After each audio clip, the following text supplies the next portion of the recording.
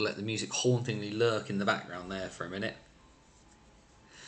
As folk are working their way in, because it is Wednesday.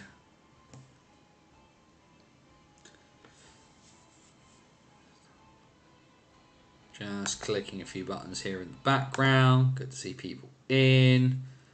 Of course, do keep answering the warm-up question and the like. Always good to get people's thoughts. It's going to be a big topic of discussion this evening. So very, very intrigued to see what people think about it, because we'll chat about it all across the show. Either way, right, let's press that button there, and then we'll press that button there. Here we go. There's the light on. He says, getting himself into more of a bit of a sort of a better position there. I changed the settings on the camera slightly, so things do look a tiny bit darker. It is intentional. It's to kind of just whatever room I sit in my house, the best place to sit and do everything.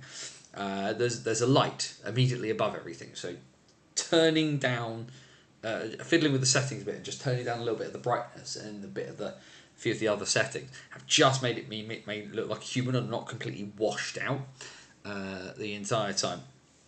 But of course, because in this room I sit in front of a window, there's always a bit of light, and I'll always look a little bit lighter as a result. But it's fine. We make do with what we're doing.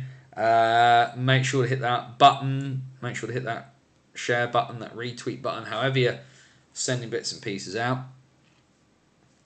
What I need to do, I just realised what I've not done, because I can do that.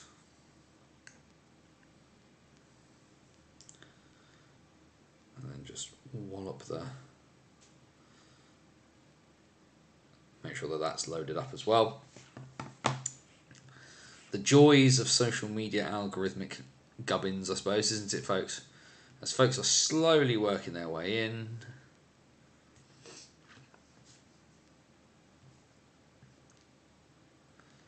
Just making sure, like I said, I'm just checking that stuff is actually working. There we go. Folk appearing. More weird, I find that I found out that a few people actually watch after the fact and put this show on the big screen TV, which I find a bit disconcerting, but it is what it is. Hay fever, of course, is going to kill us all, so let's do that bit first. What's my phone done there? My phone thinks I'm trying to talk to Google. I am not. Either way, I think we should probably do one thing first, which is this.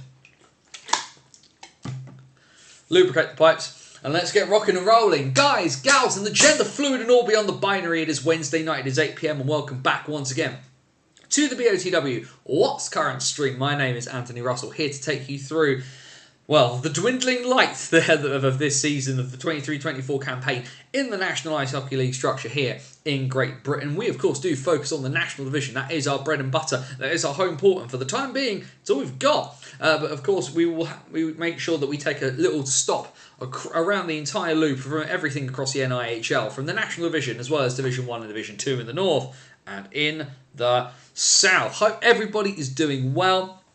Of course, a pretty crazy weekend in the NIHL National Division playoffs. Division 2, of course, has scuttled its way off into the distance for the summer. I have already seen my first championship tattoo. So shout out to the person with the Basingstoke Buffalo championship tattoo, which I believe, if I'm right, is Morgan Parsons' other half. But yeah, plenty of stuff going on. Obviously, going to be a bit of a wonky show because there is so little hockey to talk about. But what we'll do is we'll go through everything and then we'll just kind of talk about whatever we want to, because the playoffs are rocking and rolling. We're in the finals in Germany that start tonight, in fact, between Bremerhaven and Berlin. The Austrian finals are going to Game 7 between Klagenfurt and Salzburg. Rouen, of course, just named champions of France. There's a bunch of stuff going on, but let's do a little bit of housekeeping before we kick on too heavily with the show. Battlesonthewall.wordpress.com, your number one source for all things related to the NIHL. As my 23-24 journey into the wilderness a little bit, as it were, is slowly coming to an end. But don't worry, there's still a couple of weekends left, including one after playoffs, which I'm still finalising exactly where I'm going for that. But we will figure that one out. But plenty of stuff there, of course, from our Banners on the Road series, my journey across British hockey this year, including the report that went up early this afternoon, which of course from the game I went to last weekend, which was probably one of the more surprising games in terms of how it turned out of the season between the Swindon Wildcats and the Romford Raiders, because we can call them the Romford Raiders again. Hooray! Hooray! We called them that anyway, irrespective. But either way, crazy game at the Link on Saturday night. A pretty crazy weekend all in all in terms of results, which left the fact that we still have 7 teams with the prospect of filling 4 spaces come the end of Sunday night. But plenty of stuff to talk about, which we will do in a moment. But the Banners on the Road series there throughout the entire season. That's taken me to the top, to the bottom of Scotland, over to the overseas into Germany. Any game I've gone to has had a bit of a write-up, which means pretty much I think there was there's at least 1 or 2 weekends where I didn't go, but you pretty much had consistent stuff all the way through. Also, as well, there's a Hockey Story series. Which is our long-form bits and pieces, long-form content, both written and audio-visual. Lots of those bits and pieces that you can get there on the website. And the other thing as well, I will tell you now because it's coming out later. This week. It's not part of Hockey Stories, but it's part of another one of our series. There is a video coming up this week on the Banners on the Wall YouTube channel. So keep tabs on that one. A really interesting one, and one that I think that people will find. In terms of seeing how a club and coaching kind of reacts across the season, I think you'll find it very interesting. But either way, plenty of stuff over on the website, bannersonthewall.wordpress.com. The other thing, of course, is we are live on YouTube, as we have been pretty much every Wednesday night, bar a couple of occasions across this entire season. What Wednesdays did we miss? We missed the Wednesday when I had to do... we missed the Wednesdays I've done games in Guildford, so that's 2. And then we did a one Friday evening stream. We spoke to one of the board of England Ice Hockey. So I think it's 2 or 3 weekends 2 or 3 weeks this season where we've not done it on a Wednesday, but actually pretty consistent throughout the entire thing. And what better thing than to get your regular dose of NIHL news on a Wednesday night here on YouTube at the BOTW What's Current stream. And of course, the joy is that it's YouTube. There's plenty of stuff here. It's not just the streams. Do make sure to check out the channel afterwards. Interviews, all kinds of bits and pieces. My series with the Solent Devils, the detail in the Devils is there. All those kind of things, as well as all of the links to all of our socials are down there in the description, which is fantastic. So you can have a read of those for Twitter, for Facebook, for whatever, as well as the link to our virtual busking hat at buymeacoffee.com/BOTW. If you want to chuck a few quid in the hat to keep the lights on and the wheels turning around, would be massively appreciated. And also, if you're down there looking in the description, hit subscribe to the channel, hit that notification bell so you get notified whenever anything comes live on the channel. And of course, like the video, share the video. If you're watching live now, stick something on social media. Tell people that you're watching. Let's get as many people in as we can, because one of the best parts about this is the chat.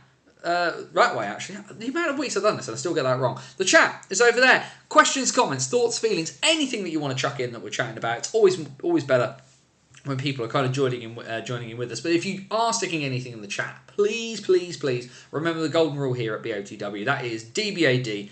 Don't be a dick. Be respectful of other people's thoughts and feelings, and everything will be fine.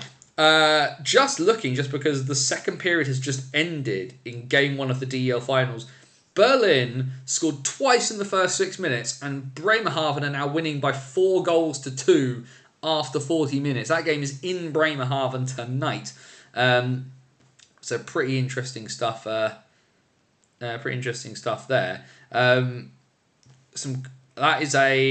That is not an ideal start, certainly for Berlin. However, 20 minutes, plenty of time to have a look at bits and pieces.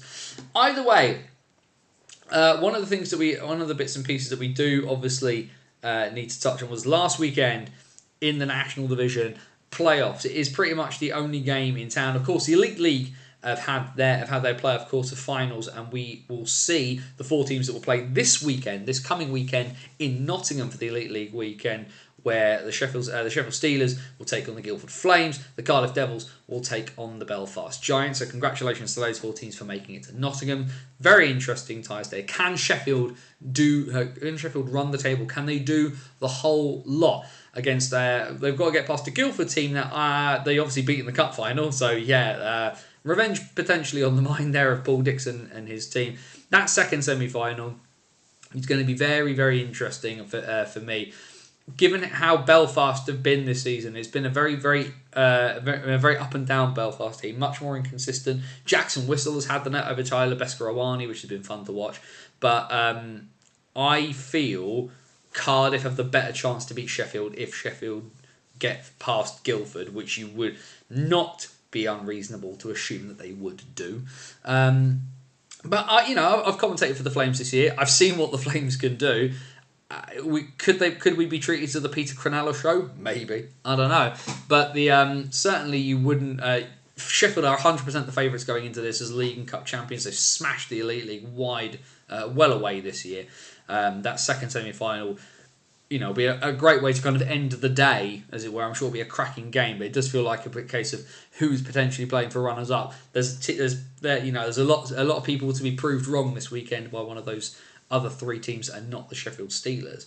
Either way, the group format in the NIHL National Division Playoffs means that there is still a weekend left to go. But what a weekend we had. Now, I was in Swindon on Saturday evening. Like I said, the write-up from that game against the Raiders is over on the website, bannersonthewall.wordpress.com.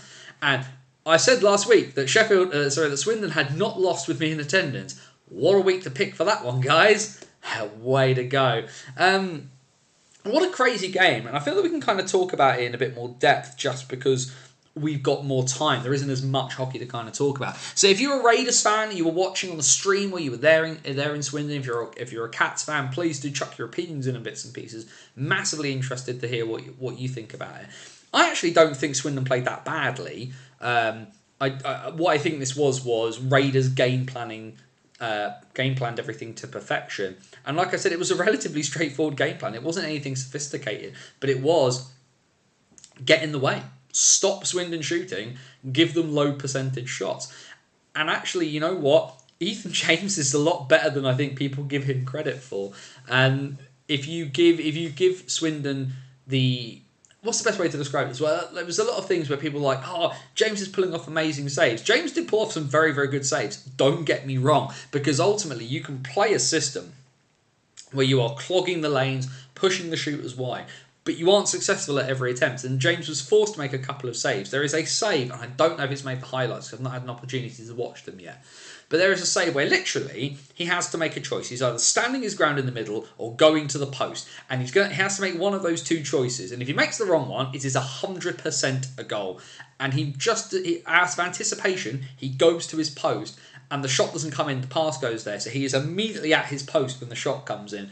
And it was just that sort of moment of, like I've said many times, I don't believe in luck. Although sometimes you do have to wonder about the quality of people's fortune and bits and pieces. But what the Raiders ended up doing was, like I say, it wasn't a very sophisticated tactic. It was get in the way, because a lot of these saves that James makes, the puck goes on net, but it was the only place it could go on net, and therefore James sticking his glove out to his side and putting he's like, the puck's just ended up in his glove. Well, that is because every other Ethan James has got Raiders defenseman, and then probably 2 Raiders forwards, because the other one, obviously, you can't have 5 guys immediately in front of your keeper unless he's just won the game. In which case, buy the man his dinner. Put 5 guys in front of your keeper. But it was just worked out to the point where Raiders narrowed all the angles, and it meant that Swindon was shooting in places, and if you've got a brick wall here, all you need to do is put your hand out there and the puck, because that's the only place they can really put the puck, and it will go near the net. Swindon were just uncharacteristically not very clinical, and that was a bit of a strange thing to see. Nell kept quiet, which I think was a bit of a testament to kind of a little bit of a testament. I thought people won't talk an awful lot about it, but Ericsson for Romford did a lot more kind of like heavy lifting work in this one than he did necessarily shooting. And it was essentially Leishram go be Leishram, James be James, and the rest of you get in the bloody way. And it worked. It worked really, really well. And it wasn't to say that Swindon put in a bad effort. Swindon tried and they pushed and it just didn't work because I'm really sorry to say this to people. Good teams lose. Good teams lose hockey games all the time. And even in playoffs where this, that dial in your head is turned up to 11, you can still be really good and still lose games. No team about to enter the NHL Stanley Cup playoffs, 16 wins, to be the best the best club side in the world. There is no team in that is going to go 16-0. So the fact that teams have lost games, good teams have lost games in these playoffs in the NHL, shouldn't be a big surprise. Obviously, the short format means there is a lot more weight on if you do lose and when you lose. But I've said it before, no mountain worth climbing is flat. It's just not. It's difficult because it's worthwhile. And there's a lot to be said about this.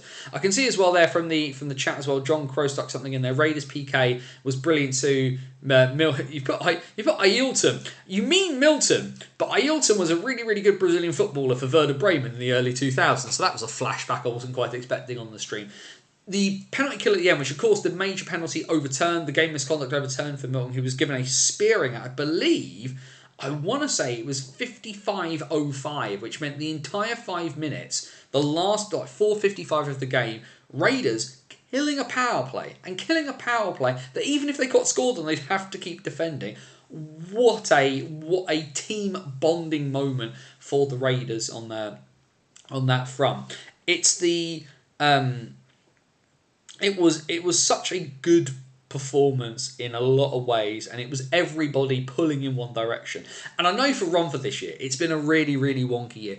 There's been a lot of chatter about stuff going on in the background in Romford, and it's not been great on the ice as well. It's been inconsistent, it's been patchy, it's been messy, and then they've hit March and gone, right, time to go to work, boys. And what a side showing up. All the more frustrating for Swindon if you think about this as well, because last weekend, the weekend before that, the Swindon Wildcats were the first team to win in Milton Keynes since September 2023. They took 4 points off of the Lightning, 1 in MK, and left MK bottom of the group with 1 point. And then the following week, at home and away, they lost to a team whose coach isn't even in the country. I can appreciate Swindon fans being a little bit grumpy about that, but I still think that Swindon have got the opportunity to really kind of push this through and can still make this weekend, because from what I have seen across the course of the year, because people can talk about the second season, it doesn't count anymore. There is quality and there is quality and there is momentum, and these two things have to kind of work in harmony. The Raiders have always been a really good side. They just haven't played well at times this year and have gotten good now. Swindon are not magically terrible. Their form has not fallen off a cliff. And I hate to use them as an example because they fought really hard to get into the playoffs.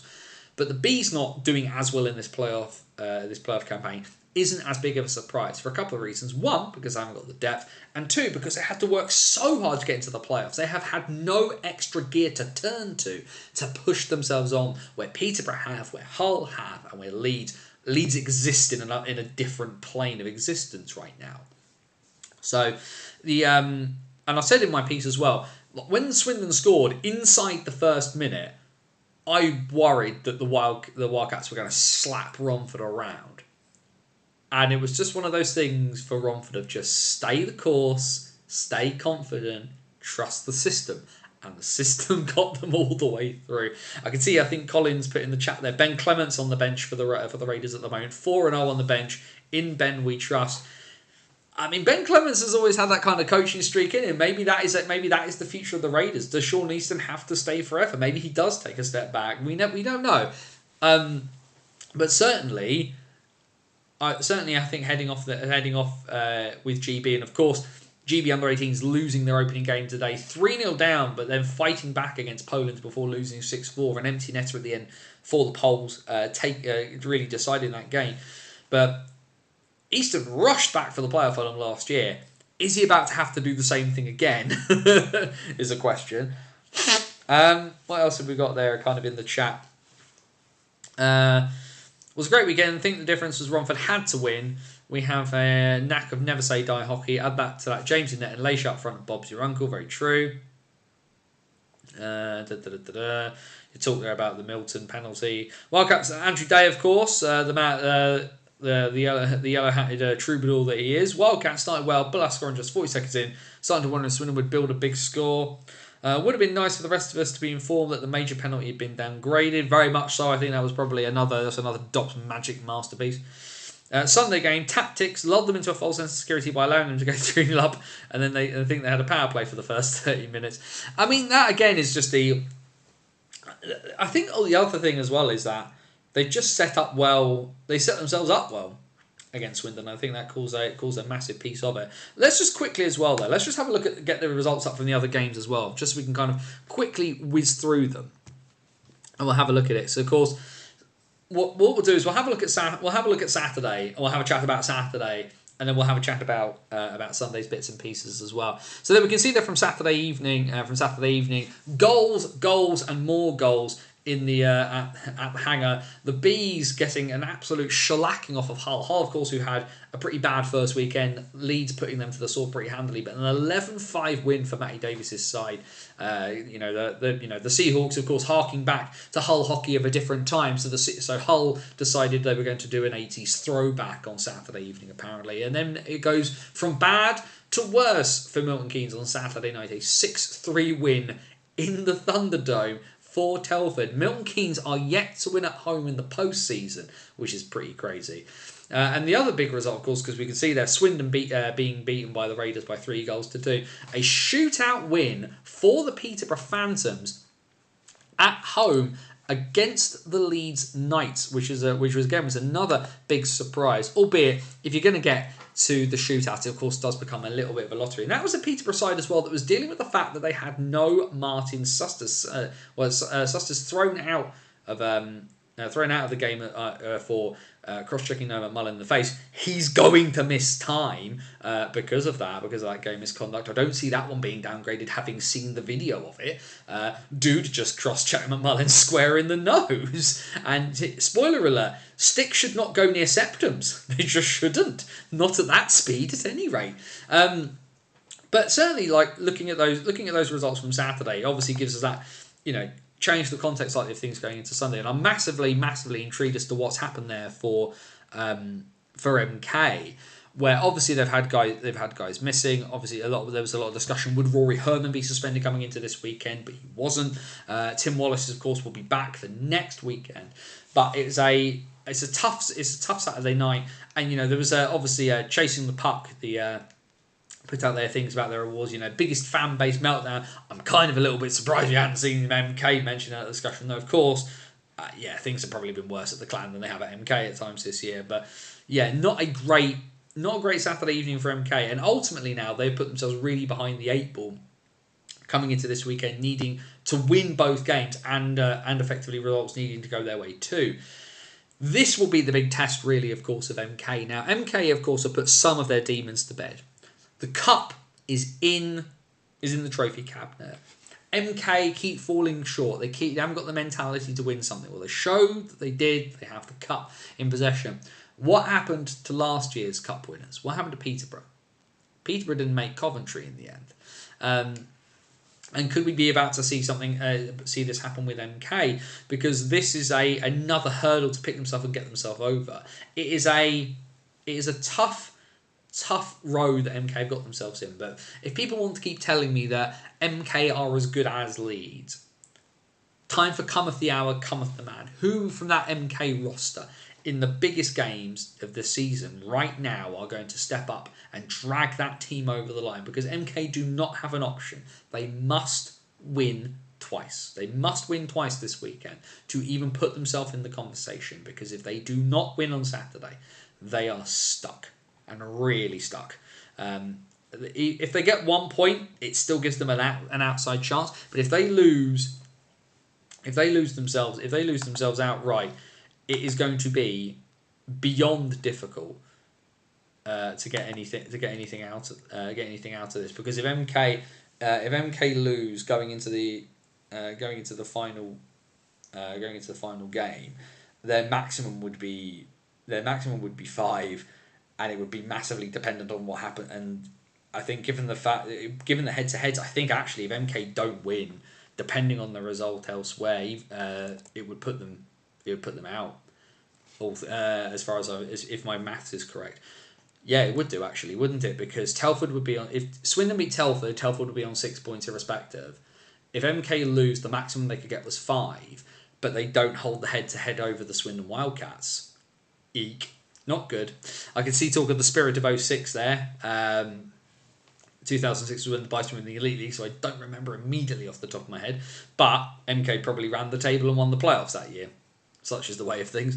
Good result for the Phantoms. Went 2-0 down to win at home. That result could make the difference between them and the Seahawks going to Coventry. Yep, very, very much so, because it's that little bit extra just to push themselves over the line. And again, it's Peterborough being Peterborough. Peterborough, of course, now buoyed by the fact that they know that Will Weldon will retire on will retire after the season ends. Does he retire Sunday? We will be left to find out. So I suppose technically, Tom Norton's testimonial in May, but that doesn't technically count. Apologies, just had a message about something I am allowed to talk about now, which I didn't think I was. But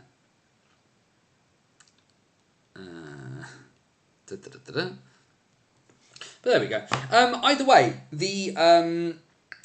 so what we'll do, let me just quickly pull the graphic back up then, because let's have a look at the rest of if we have a look at Sunday and the bits and pieces from Sunday. He says, and I've now clicked on buttons on my end. Yes, you guys can see those, and I couldn't see the results. So then Sunday, well, Hull officially end the Bees season. The Bees will play 2 more games, but they cannot make Coventry. 4 losses from 4 games for Dom Gabai's side. They lose 6-2 away in Hull. The game is officially over, and the Bees are the first team eliminated from the postseason. They will play this upcoming weekend against Leeds, with the potential to throw a spanner in the works by all means. But there is no Coventry for Coventry for the Berkshire side on that one. Leeds, then, they get a measure of revenge, but they pick themselves up a 3-point weekend. Important for them, of course, a 4-2 regulation win over the Peterborough Phantoms keeps the Knights in a very good position. And then, as we've already talked about, the Raiders get another win, a 4-point weekend, having had a 0-point weekend against Telford, having blown Leeds left, right and centre. The Raiders go 3-0 down and beat the Wildcats in a shootout. Tomasz Malazinski missing on the last penalty shot, the important one, in sudden death with the game on his stick. And having already scored once, he couldn't score again. Sunday night again proving to be the Adam Leishram show for Romford fans. And in Milton Keynes finally get a win. They win by 4-1 in Telford against the Tigers to get themselves on the board and to keep their hopes alive. There we go. Thank you, Jamie. So in 06 started 0-3, won the next 3, beat Guildford in the semis, then beat Bracknell in the final. So thank you for that, Jamie, because it wasn't aware of that. Saturday night in MK is an elimination game. So basically Romford, if Romford win, MK are out. They could eliminate the team that finished second in the league and the cup winners from the playoffs, which is pretty gnarly. So what we'll do then, if I click that button there, that should take us then into the table for Group A. So Group A sees the Leeds Knights, and it is a 3-horse race now still in Group A. Leeds at top with 7 points, Peterborough with 6 points, Hull with 4 points off the back of the fact that they got their 4 points from beating the Bees, meaning that the upcoming fixtures this weekend for between Peterborough and Hull are going to be absolutely huge. All things considered. So as we can see there, so Leeds can get a maximum of 11, Hull can get a maximum of 8, Peterborough can get a maximum of 10. So effectively a Peterborough win, a Peterborough win and a Leeds win should eliminate Hull by the end of Saturday night, and that would see both those sides through, because that would have Leeds on 9, which Hull wouldn't then be able to catch. Peterborough would be on 8, and the maximum Hull could get would be 6. So therefore, that's what would need to happen. A Leeds win and a Peterborough regulation win should eliminate the Seahawks and put the Phantoms into the next round. If we then look at Group B, which, like I say, looks very, very topsy-turvy, because with the Lightning at the bottom of it, as we've already said, the Lightning must win on Saturday against the Romford Raiders. and they also would ideally they kind of almost need Telford to win and push themselves away for the Lightning and to aim for that second spot, because that would because then they need Telford to beat Swindon twice to really help them out here, because Telford are on 6 points. The maximum the Lightning can get is 7. So the Telford just need to keep winning. Everybody basically needs to win. It's great, isn't it? Also, look at the goal difference. There are 3 teams in that group that do not have a positive goal difference. Swindon level goal have a 0 goal difference. Raiders have a -1. Lightning have a -2. So Telford have the best record and the best goal difference in this group at the moment, which is pretty crazy, all things considered. But yeah, huge amount of stuff for this weekend. So then we look at Saturday. So in Group A, as we know, Leeds are going to take on the Bees. The Bees already eliminated from contention. What happens here in terms of throwing a spanner in the works? I am not going to say I'm not going to say it. I would be foolish to predict the Bees beating the Knights home and away. But we've seen some pretty wonky results already. And the Bees, knowing that they cannot qualify, would love to throw a big spanner in the works of the league champions, for absolutely certain of that one. And then, of course, Hull versus Peterborough in Hull on Saturday night. Huge game. Going to be absolutely massive. Probably one of the ones to watch this upcoming weekend, because so much is going to be riding on that one in Group A, because ultimately I think we're all pretty certain the Knights are going to qualify. Evening to Ben. I can see Ben has joined the chat down there, Volio14. But yeah, Hull and Peterborough, so the cup finalists and the Phantoms, who just always seem to ruin things for everybody as it goes. But that's going to be the big game to watch in Group A. And then in Group B, do or die in the Thunderdome for the MK Lightning. They must beat the Romford Raiders to have any chance of qualification. And then Swindon take on Telford at the Link Centre on Saturday. And then on Sunday, we flip reverse everything like that. The B season comes to a conclusion. They end in the hangar against the Leeds Knights as they sign off for 23-24. Which is not a terrible way to have to end things in the playoffs against the league champions. Hopefully, Folk and Slough will turn up to send off that roster, which has started amazingly and obviously was unable to kind of hold on. But certainly scrapped and clawed its way into the playoffs. And whilst they will be wanting to end on a high, we'll obviously see what happens on Saturday evening as to how things go there. And then Peterborough versus Hull. In Peterborough, the final home game in the career of Will Weldon, the captain of the Peterborough Phantoms. Does his season have another weekend to it, or will Will Weldon be going home for good at the end of Sunday night? And then in Group B, the Raiders and Milton Keynes will meet in Romford, knowing, of course, that Saturday night could have already decided things there. And Telford take on Swindon. So much happening in Group B, where all 4 teams are still within a chance, but results need to happen in certain bits and pieces. As in terms of what we're seeing, it could be the weekend of all weekends. And with all due respect to the Elite League, they've got 3 competitive games this weekend. We have got an awful lot going on here in the National Division this weekend. It's going to be crazy. Ben has chucked his predictions into the chat. Phantoms, Knights, Raiders and Tigers. He has Swindon not making it. I'm going to stick to my guns. I still think that Swindon find a way to make their first Coventry weekend in a decade. I genuinely don't know what's going to happen between Romford and MK. For me, it kind of goes...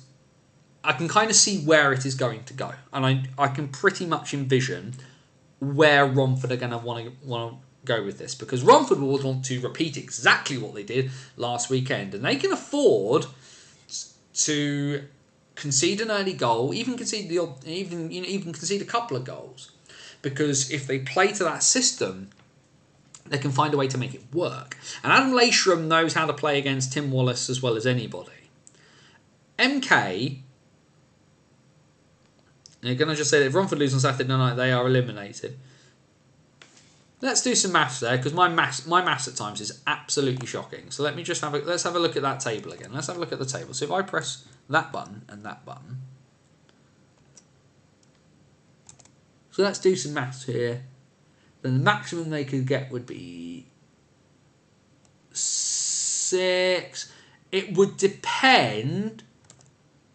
No, Jamie, because if Romford lose on Saturday night, if Telford win, that would leave Swindon on 5 points and Raiders on 4, which would mean that if Telford won both games and Raiders won one game this weekend, that would leave Raiders on 6, Swindon on 5, MK on 5. So there's a lot of... It depends on regulation wins and bits and pieces like that. So no, not quite for Romford. They can lose on Saturday night and still have a pathway to make the weekend, is the short answer there.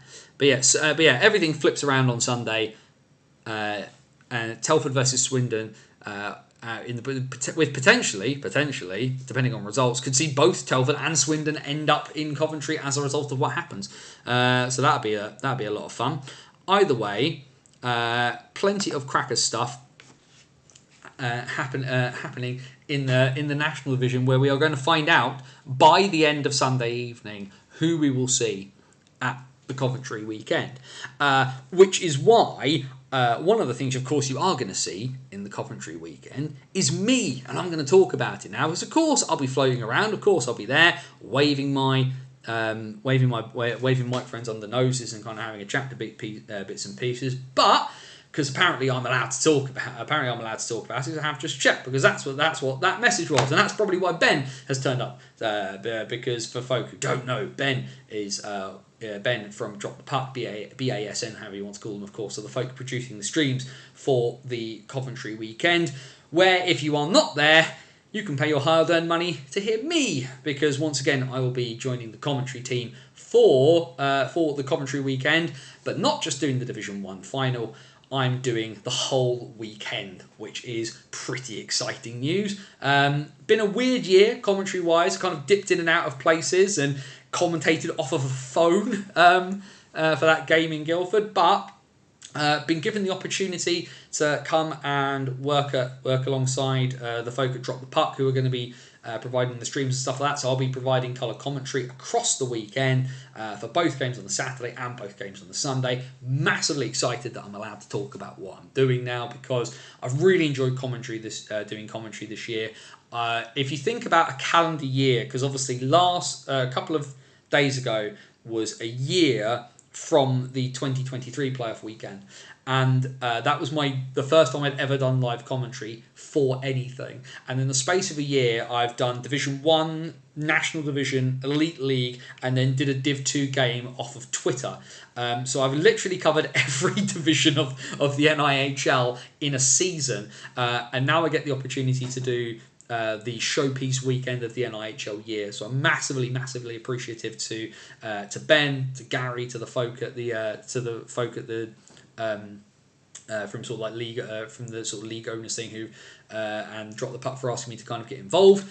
Going to be a lot of fun. I've got a lot of work to do. But of course, the other thing that's going to be happening at Coventry is one of my favourite games of the season, which is that Division 1 National Final. And what are we going to see on that one? Obviously, we're going to talk about that a little bit more. We might talk a little bit more about that next week, but we will talk a little bit about it now, because our big focus, of course, next week on the What's Current stream is going to be the National Division semi-finals on Saturday. But Billingham and Streatham is going to be absolutely cracking. Two teams, of course, hurting after their respective playoff weekends in Sheffield and Ali Pally. League champions. North one, as we saw, got pretty close towards the end. Billingham sort of tripped and fell over themselves and still ended up as league champions irrespective. Streatham bashed their way through to become champions and win the two cup competitions before getting absolutely worked off the ice by Solent in the semi-final on the Saturday in the Southern playoff weekend. I'm fascinated to be able to see Billingham live. And this was the big thing, of course, from a couple of years ago with folk with Streatham. The 2022 final was the biggest eye-opening moment of anything, because everybody thought Streatham Streatham, Grand Slam on the table. They are going to run this. Look at all those ex-National Division players they have in the roster. And then Ryan Watt was banned, and Vanya Antonov was banned, and Stolway walked away with it. And then the next year, it happened again. No Grand Slam on the table for Streatham, of course, last year because they couldn't count. And ballsed up the cup and were knocked out as a result of it. But Solway were on for their Grand Slam, and everyone was like, well, hang on a second here. They've had a really good year, but Watt's back and Antonov is back, and the big what if of 2022 has been put to rest. What's going to happen this time with a full strength Streatham side? And the answer was Solway played them off the park again. Is the short version there. And then I've told the story a few times. Where I obviously did a few interviews and stuff in commentary last year, spoke to folk from Solway, did a really good interview with Struan Tonner, of course, and that's sad to think I won't be able to interview him again post one of those games. But I went to go talk to Ben Painter, and he was and Painter. It was one of those things where it's just like, I'm not going to record this conversation because he just does not look in the place to kind of have a conversation where he needs to be, media savvy kind of thing. But I've said it before and I've said it again. There was a moment behind those eyes of Ben Painter where the wheels were very clearly turning, and I think certainly for me, I've obviously had the opportunity to see Streatham a couple of times with my own eyes this year. Streatham are not massively different to how they were last season, but they have made tweaks. They are more defensively responsible this year than they were last year. And certainly that back end, now where you've got Michael Farn back playing for them, but obviously not coaching. Tomasz Skokan, who has warmed up a bit more playing in British hockey. Callum Burnett in there as well. Preston Toombs is another year older and another year better. That back end for Streatham is better than it was last year. But also throw in Luke Brittle, Henry Aitken being allowed to play again after whatever the hell's happened there that we're not allowed to know about. Gives added depth at a crucial time. JJ Pitchley has been scoring even when Streatham have not been playing well. You think, and Painter himself is pretty handy. This year has been a superb year for Ziggy Beasley, where he was kind of a bit more of a supporting cast player, especially with Antonov in the lineup, his best friend outside of hockey. But where Beasley has been allowed to be the guy, Ziggy Beasley in South One has been the guy. And then there's Billingham, of course. And like I say, the end of the season was not what they wanted it to be. And Billingham have been a 3-import team most of the year. Patrick Grigors is now suspended. He won't play. I'm not entirely sure whether Grittans has gone home, whether he's going to come back. Ian Brown, to my understanding, has been injured, and so we may be seeing a Billingham side with 1 import, maximum 2. But Streatham have been a 1-import outfit all year, so how that's going to measure up, I don't necessarily know. But Billingham can't be sniffed at. Chris Sykes has been an absolute points machine in North 1 for quite some time. And let's actually just quickly, because a lot of people who watch this show are Southern-based, and I'm obviously Southern-based as well. So let's quickly, just as we're chatting, I'm going to quickly pull up the numbers on my phone, just as we're talking about it. So let's get the stats up for the Billingham Stars, and we'll talk about Billingham first because alphabet is an alphabet. Graham, I can see there, Graham, who's the Fourth Anson Cannon producer. From Blackburn Hawks fan, Red Hawks win that. Luke Brittle hat-trick incoming. Once a Blackburn Hawk, always a Blackburn Hawk. But let's have a look at this. And yes, they are very, very different divisions. But let's have a quick squiz at this, because in a North 1, where Billingham slammed their way through before having a really bad end to the season, Chris Sykes, 34 goals in 32 games with 84 points. Like that's not numbers to be sniffed at. Grittans, 72 points from 29 games, so and 41 goals in 29 games is mental numbers, irrespective of the division you play in. But are we going to see Grittans play? Has he I haven't had it confirmed, but I believe potentially he'd gone home after this one. Michael Elder, the captain of Billingham, 69 points from 32 games, 24 plus 45 for him. Ian Brown, 23 plus 16 for 39 from 26. And then, of course, young Tommy in terms of their highest defensive scorer, Tommy Spraggan, of course, great young prospect, has been on the two-way with Leeds this season. 29 points from 31 games, 4 plus 25 for Spraggan. And then just looking at the net minding, a large bulk of the work in net for Billingham, who we'd expect to see start the final, is Thomas Brown. 25 starts, 19 and 6 with a 925 save percentage and a GAA of 2.38. Like, yes, there are differences between North One and South One, but people thinking that Streatham are gonna walk through this, irrespective of Billingham's form, it's not going to be, it's not going to be a thing to sniff at. Also, a fantastic and interesting little stat as well here is just how good Billingham have been across the season on the penalty kill. 11 short-handed goals scored, 3 conceded short-handed themselves. They average 42 and a half shots a game. So Billingham are not going to be a pushover. Billingham will push back. When the Hawks get funny, you just need to watch Tom Brown. I honestly think he would take Cal Hepburn's starting spot. That is a very, very bold claim, of course, Ben, and massively hit to see that. Billingham need to do what Solent Devils did in the playoff final. Score first, play it tight, and catch them on the break.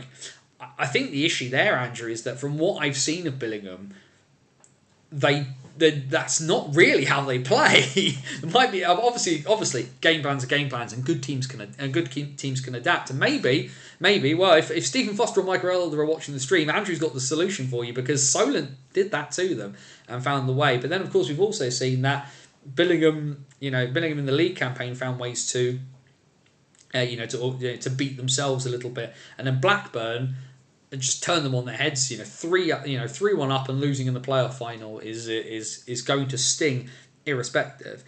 If we pull up the numbers for Streatham very, very quickly, I'll just press some buttons on here.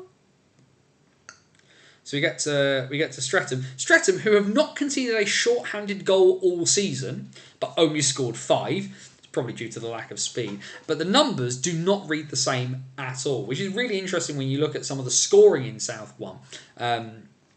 Largely kind of related to the fact where you look at the Holy Trinity line in Slough, Moore and Goodchild. Brilliant Caps have put up points. The top scorer for Streatham, so this is Streatham who have won the League Cup, and that extra cup competition, the Britain Cup. Their top scorer is Ziggy Beasley with 42 points. 20 plus 22 from 26 games. Luke Brittle, 38 from 23. Ben Painter, the player coach, 32 from 27. Ben Ely Newman, 31 from 27. And then JJ Pitchley, 26 points from 22 games. The highest defensive scorer is Sam Waller, 23 points, 10 plus 13 from 27. Tomasz Skokan as an import, the only import on the team, 21 points from 22 games. For Tomasz Skokan in league play, 6 plus 15. Look at that difference there. But this, of course, is in games where they've Raiders haven't conceded any short-handed either. Yeah, fair enough. Fair play to them there. But certainly look at that difference there. And certainly in years gone by as well. And this, of course, includes the fact that Streatham play in a league with the MK Thunder, of course, who, I hate to say it, have not been competitive again this year. There's plenty of kickings that have been handed out on that one. And just looking back, because like I said, Streatham had been a team that had scored tons and tons and tons and tons of goals, and this year had looked to be more defensively responsible. If we look back at last season, I know Danny Ingoldsby's been injured for chunks of this year, but if you look back at last season, so 22-23, the top 5 goal scorers were Vanya Antonov, 21 plus 42 for 63, Danny Ingoldsby, 38 plus 24 for 62, Ben Painter, 18 plus 28 for 46, Ryan Watt, 7 plus 29 for 36, and Brandon Miles, 13 plus 20 for 33. And Skokan last year had 32 points as the top defensive scorer. That is adaptation for the goal.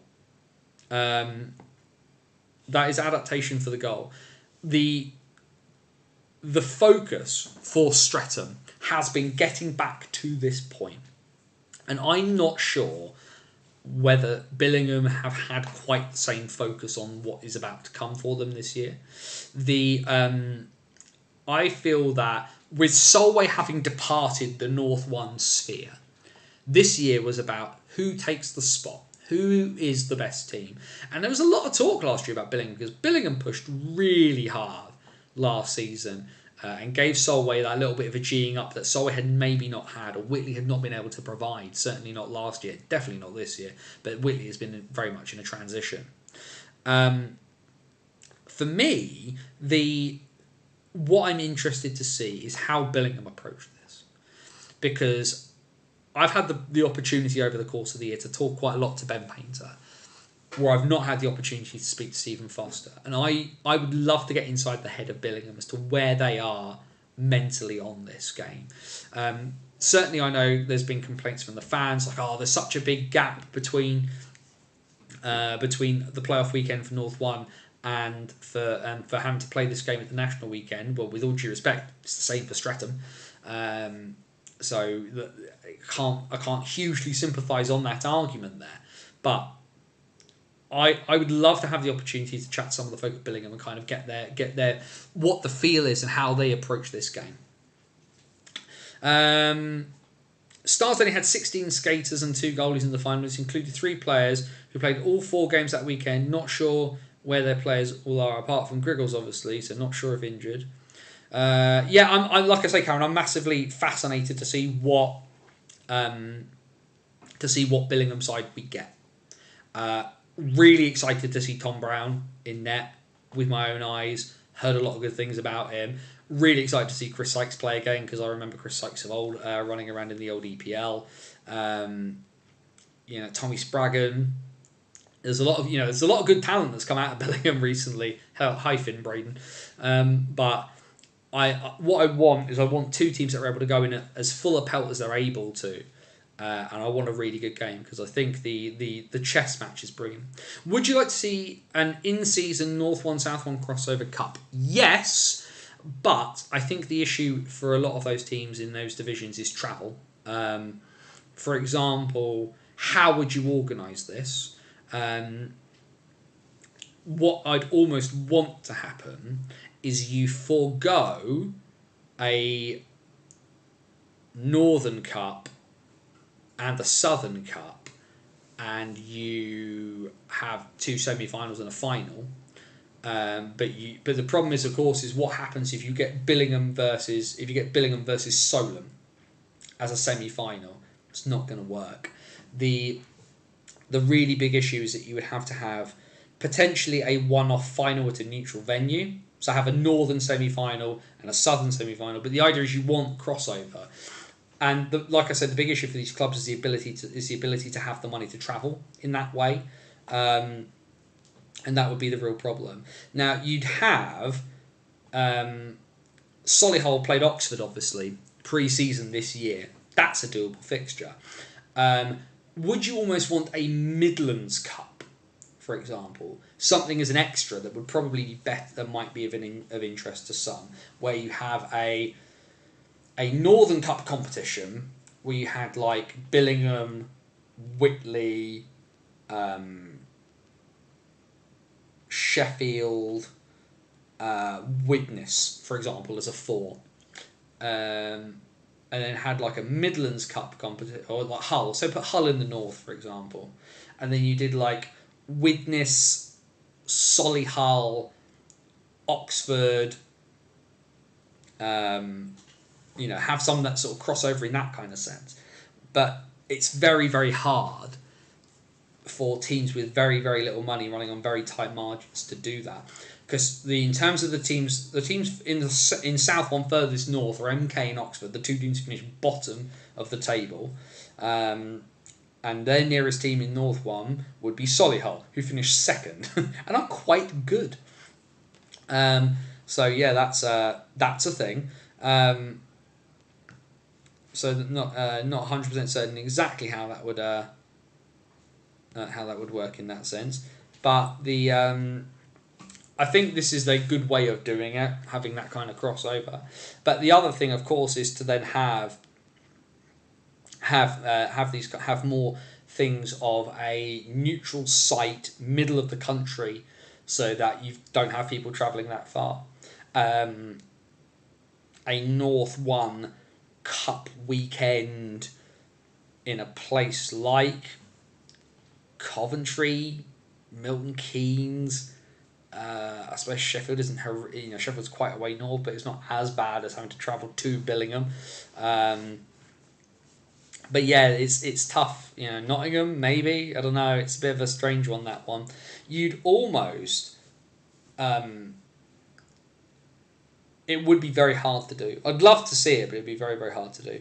What I would really, really like to see, more of, and credit to Blackburn for doing this, I'd like to see more crossover between the SNL and North One, because I think that's got much more potential currently. More of that kind of Northern League, with a view ultimately, because it seems like the SNL has improved in quality, where we kind of have a proper national structure where you could have the SNL, North One and South One literally on a par with each other, and have the ability of kind of crossover bits and pieces within that, and kind of then like a conference style weekend, maybe, like the winners, or almost, actually, that's what we have. Memorial Cup style Division 1 weekend. So for those of you not familiar, the Memorial Cup is in Major Junior Hockey in Canada. The Western Hockey League, the WHL, the Ontario Hockey League, the OHL, and the Quebec and the Maritimes League, the QMJHL. The three winners of those leagues, so the playoff champions, and then one team is picked to host. A bunch of teams bid to host, and the hosts are the fourth team. That's how you do that. The winners of the SNL, the winners of North One, the winners of South One, and then a designated host team. Admittedly, your issue there is you're probably going to have a certain amount of teams that could do it, or a way that you designate a fourth team to take part in that. And that's how you do, at the third tier, a way of having crossover there. Because you'd be able to kind of have teams playing each other who don't usually play each other, and you get some surprises along the way, potentially. Or you literally do it as Scotland South 1, North 1, whoever, or just draw it out for hat kind of thing. That'd be one way of doing it. Again, logistics, money, problems there, but still. So fascinated by this game between Billingham and Streatham. Going to be a keen spectator to see how this plays out. But this is the other big thing as well, is that a lot of people who watch the National Division don't watch Div 1. And I get why. Like, you've got season tickets. You're not going to spend your money going and watching random games when you don't necessarily have to, want to, or have the time to. But such a better way of spending your time than having a third, fourth place player that nobody wants. Literally nobody wants to have at all. But what a weekend we have in store. And we've got our way up to 9 o'clock. So what we'll do is we'll throw open the doors. Anything anybody wants to talk about. Questions, comments, thoughts, feelings. Anything people want to chuck in the chat. Please do. I'm just very, very quickly going to find, if I can...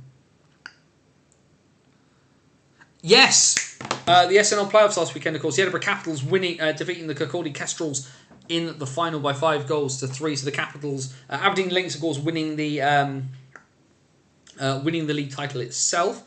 The Capitals win the playoffs, and I believe this weekend it is. I'm trying to think who it is. I know Edinburgh. It is the Cup final, but I can't remember who Edinburgh are playing off the top of my head. Edinburgh Capitals. Let's get the Edinburgh Capitals bits and pieces up. Yeah, so this coming Saturday is the Scottish Cup final. It's being held in Dundee at the Dundee Ice Arena. 7:30 p.m. face-off. Edinburgh versus Aberdeen. So there is going to be a double winner in the from the SNL sphere. So that should be a pretty interesting game to keep half an eye on. I do not know if that's being streamed. given the fact that Dundee's a rink has the ability to do so, and given it's a cup final, it kind of would be nice if they did. But beggars cannot be choosers on that front. Obviously, some news bits and pieces coming out. Otto Niemann returning to the Nottingham Panthers. Yes, Graham, got there in the end, didn't I? I knew it was against Aberdeen. Got there in the end and got it out. Let's have a quick squeeze. Is there any word out of Bremerhaven between them and Berlin? Because I've got a lot of bits and pieces happening. Where's the DEL website?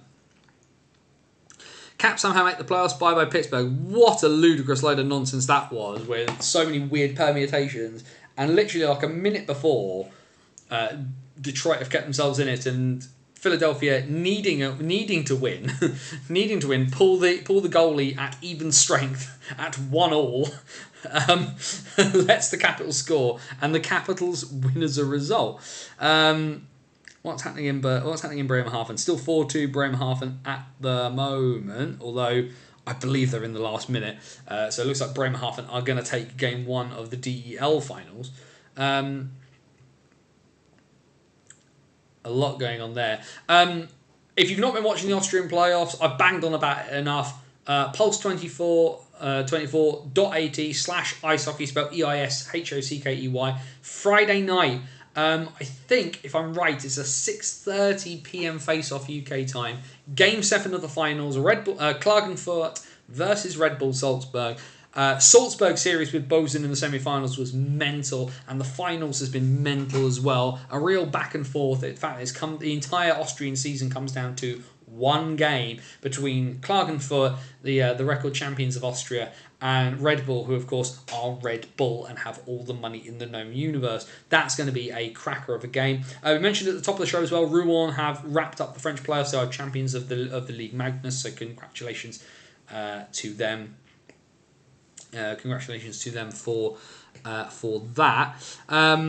Of course, with the fact that we're in the DL finals, of course, everybody's twiddling their thumbs, waiting on any news on Liam Kirk. Like I said, there's not going to be any until the DL playoffs are finished. And of course, the other big news that appears from the world of hockey is that the Arizona Coyotes will finally leave the desert, and that reportedly employees and players have been told that the franchise will relocate next year to Salt Lake City, Utah, which of course has caused a lot of perturbation. And is of course one of these horrible things about North American franchise sports, where teams are picked up and moved around like chess pieces and are treated as assets and not community assets like how sports clubs actually are. The frustrating thing about this, I think, for a lot of people is that people say, "Oh, hockey can work in the desert," and it can. But the issue with the Arizona Coyotes is that bad ownership after bad ownership and bad decision after bad decision has led them to the point where it's just not viable with what's there right now. And nobody with the quality, liquidity, or ability to hold the Coyotes where they are and really push them on exists right now. Also the weird nature of North American sports, where despite the fact that they're like largely private entities, they want lots of money from the local areas to kind of keep them there, because again, from that sort of sports asset aspect of the money they bring into the local area. So there was so many of these sort of things, and the Coyotes had tried to get schemes passed, votes passed, so that they could have sort of land given to them to do X, Y, and Z. As we know, they are playing out of the Mullet Arena. That's the home of the Arizona State University Sun Devils, which is a 5,000 capacity rink, which means there are rinks in British hockey bigger than one that is currently holding NHL hockey, which is pretty nuts. But unfortunately, the thing for the Coyotes is that the goodwill and the people who care are not the people running the franchise now. And this is the thing here in British hockey. You can kind of get away with a fan ownership model, even potentially up to elite league level. You'd never compete on the level of a Sheffield, a Nottingham, a Belfast if you did that. But there's much more propensity for it to be possible. Fans wanting a team in Arizona is not going to make a team appear in Arizona. If you think about as well about Quebec City, I retweeted a sort of a joke article from the Beaverton, and the Beaverton is like a Canadian version of the Onion, where that every metropolitan area in North America to get an NHL team except Quebec City. And it's felt a bit like that at times for Quebec, and it feels very odd that they're just being moved to Utah. Obviously, there has been that desire, and a ownership group said that they wanted to bring NHL hockey to Utah. Utah doesn't scream of a place that kind of needs or really wanted hockey. I think that was the strange thing about it. It is a big metropolitan area, Salt Lake City, and of course has winter sports legacy as the home of the 2002 Winter Olympics. But for the fact that it's going to, the fact that a community is losing its team, I can sympathise with that a little bit. And it's a failure of ownership. It's a failure of the NHL as well. And I think they kind of had to take that on the chin, which of course Gary Bettman will not do in 1,000 years. But the path back to NHL hockey for the state of Arizona is going to take a while. But ultimately it needs some people involved who can actually really push it on and actually do something with it. And ultimately, hockey doesn't die in the desert. The Arizona, all of those community programs are not going to magically disappear. The ice rinks, the community ice rinks that are there are not going to magically disappear. The Arizona State University is a very, very big sports playing university. The Sun Devils are now a D1 hockey program. I can't remember if they're about to join a conference or they're wanting to. But hockey isn't going to die in the desert just because the Coyotes aren't there. But the the concept of NHL major franchise hockey kind of needs to work with that. Also, I don't know what's happening with the Tucson Roadrunners. I haven't heard that they're moving as well, which would leave an AHL option within Arizona still. I venture as well, if nothing else, just because whatever if the Coyotes are moving to Utah, the propensity to immediately just pick up obviously AHL franchises do get moved around, it does happen, but I hadn't seen anything happening with Tucson. Swedish Hockey League Game 7 semi-final tomorrow, Frölunda versus Skellefteå. Winner to play Rögle in the final. Rögle, who finished 9th and beaten first place Färjestad and second place Växjö Lakers in the playoffs. That is a hell of a story if Rögle managed to pull that one off, coming through the play-ins to make it into the final of one of the best leagues in the world. What's happening in Switzerland actually? Because obviously there's a few bits and pieces happening. A few playoffs that were happening there, but I had not seen what was happening in the Swiss league. But yeah, questions, comments, thoughts, feelings, anything else? Let's get those final predictions in. Commentary semi-finals. Who makes it? Who makes it?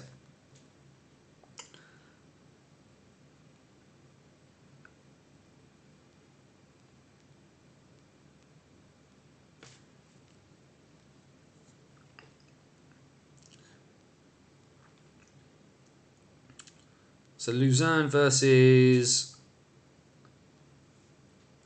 ZSC Lions is the final by the look of it there.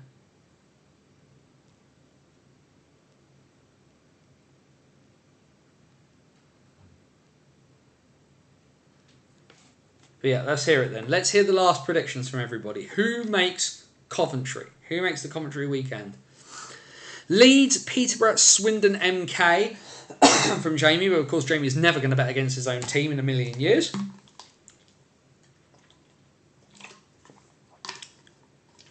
For me, Leeds will beat the Bees twice this weekend and will qualify comfortably. Peterborough,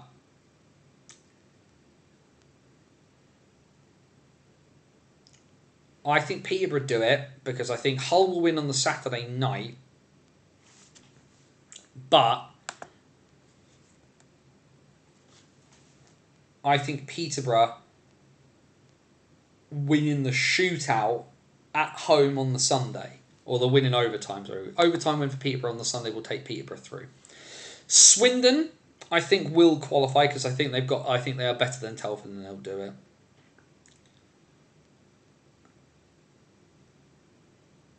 But I'm going to stick my neck on the line and say Romford. Just because I saw something in the Raiders on Saturday that makes me think that they can do it. And I have there are many things I've learned in hockey. Never count out Tom Watkins, because even though I think Swindon will beat them, it's still Tom Watkins. But in my heart of hearts, I can't go against Aaron Connolly. There's no logic to that. No logic to that at all. But in the death, if you were picking players to do something for you and you really needed it to happen, there are not many I would pick in front of Aaron Connolly. John Crow. Think MK are out. They will argue differently. And given it is only Wednesday night, we have got a long, long old way to wait, haven't we, everybody? Going to be a lot of fun. If nothing else, the sooner I know, the better, because I've got work I need to do.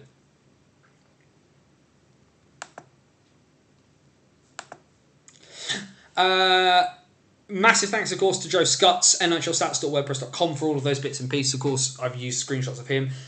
Fixture graphics, your boy Max Van Mullen, massive thanks to him.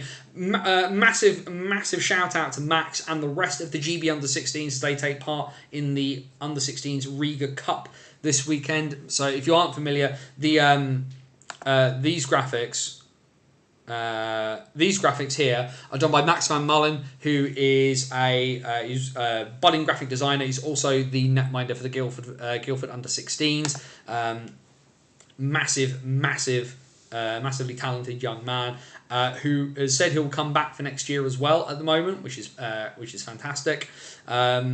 But yeah, a massive shout out to Max and the rest of the GB Under-16s as they head out to Riga. Shout out as well to the GB Under-18s. Obviously a tough loss today, but a massive amount of character shown to come from 3-0 down to push a really, really good Polish team to needing the empty netter to really seal the deal there. We'll obviously be keeping tabs on that. Those games are free to watch on YouTube as well for the Under-18s. So keep your tabs on that.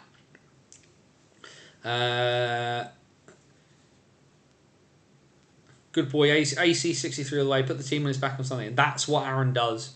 He thrives in this time of year. Raiders were the best side at Cov last year, made for these games. They certainly were the most entertaining. I think the problematic thing is that you cannot argue you're the best side at Coventry when you do not win the trophy. I think there's an issue there, Jonathan. Sympathise with the argument. Raiders were the most entertaining side by quite a distance there, and their dispatching of Sheffield in the semi-final was a hell of a watch.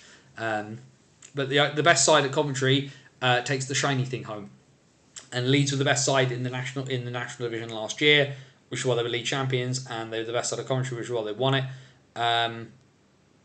It would be great for Romford if they did win it. And I'd be really interested to see, because like I said, I feel like Romford didn't push on having gotten to where they got to last year. They had some real momentum that it doesn't feel like the organisation used. But if they found a way, by hook or by crook, to be playoff champions, to have the Romford name back and silverware in the cabinet,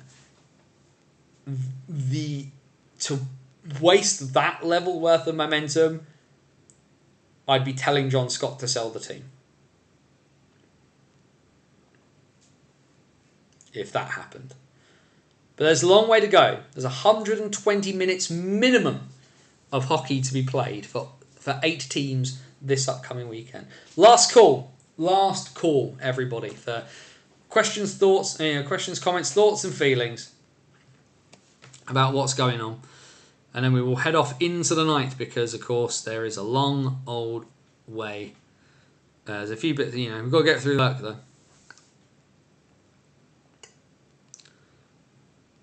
Just seeing if there's any other news that's appeared.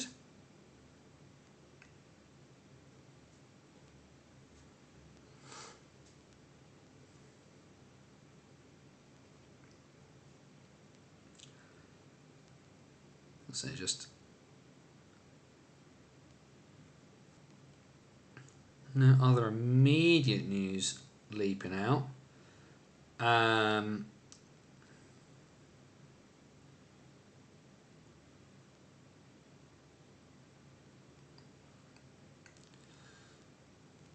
But yeah, like I say, by the looks of it, folk are pretty chilled out in terms of asking other bits and pieces. We will call it there. Bannersonthewall.wordpress.com, your number one source for all things related to the NIHL. Follow the last bits of the journey, the Banners on the Road series, my journey through hockey this year. With the Bison in the mists, I've needed to look elsewhere, and boy has the NIHL and the Elite League at all levels in this country, and even abroad, very briefly, given me some stuff to talk about over this past season. In-depth game reports from whatever game it is I watch. Where will I be this weekend? You know what? I'm not going to tell you this time. But Coventry, you'll see me, and you'll hear me.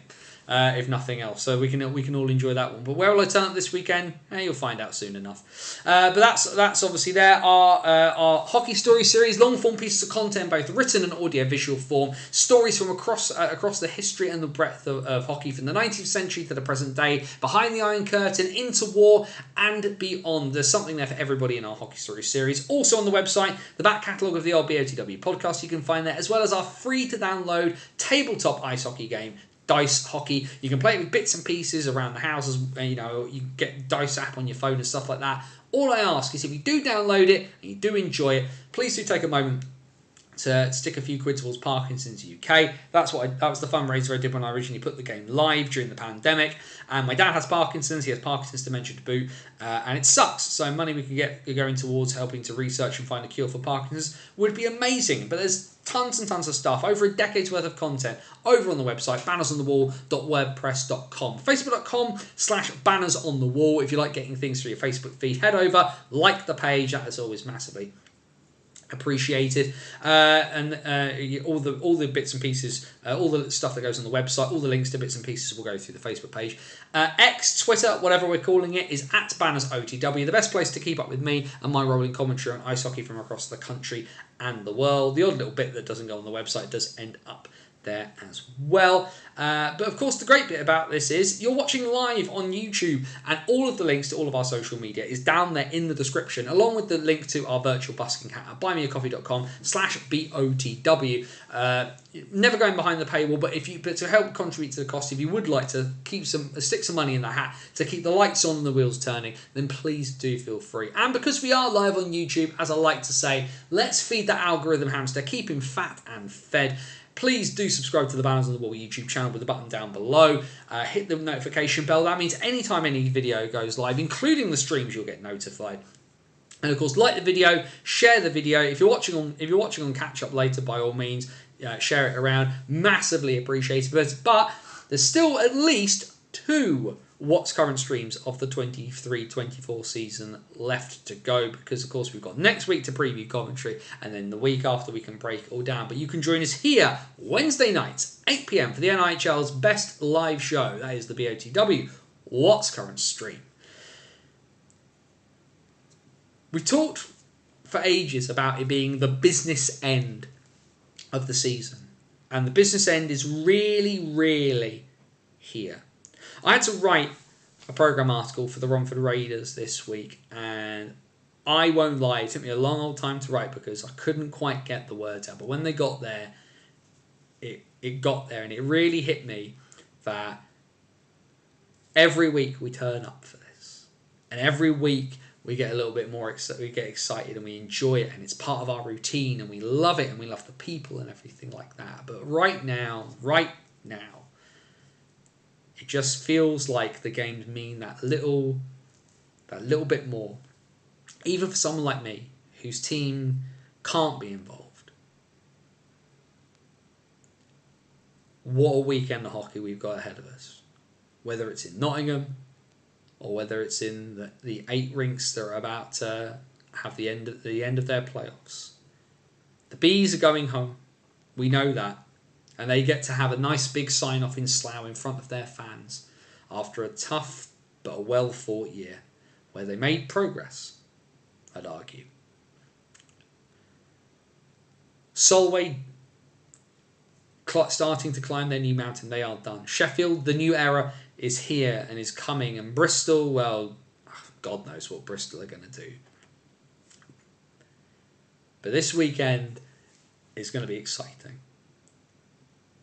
And all I'd say to people is, if it goes your way, remember to be respectful to people. And if it doesn't go your way, then it's all right. You can enjoy Coventry. Be happy. And if you can't be happy, then whenever you are, wherever you are, please be safe. As my friend Scotty Woz would say, take care of yourself and somebody else. For bannersonthewall.wordpress.com, this is Anthony Russell saying stay safe, and so long till next time. And next time, next Wednesday night, 8 o'clock, full speed ahead to the Sky Dome. See you next week.